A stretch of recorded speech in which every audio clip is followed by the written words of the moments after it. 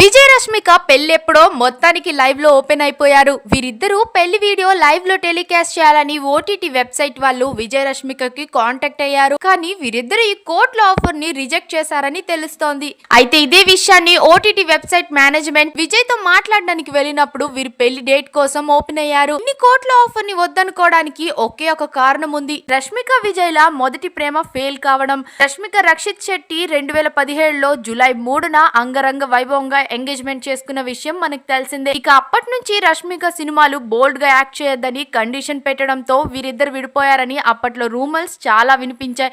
ఇటు విజయ్ దేవరకొండ కూడా ఒక అమెరికన్ అమ్మాయితో 5 ఏళ్లుగా ప్రేమగా ఉంటూ వాళ్ళ ఫ్యామిలీతో మీటప్స్ అని పబ్లిక్ గానే జరిగాయి.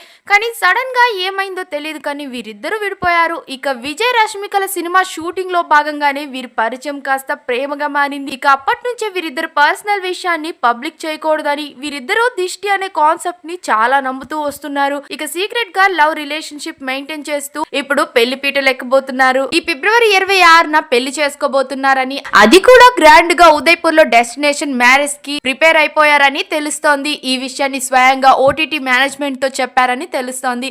ఇక మరిన్ని ఫాస్ట్ అప్డేట్స్ కోసం మా ఛానల్ ని సబ్స్క్రైబ్ చేయండి. పక్కనే ఉన్న బెల్ ఐకాన్ ని కూడా క్లిక్ చేసేయండి.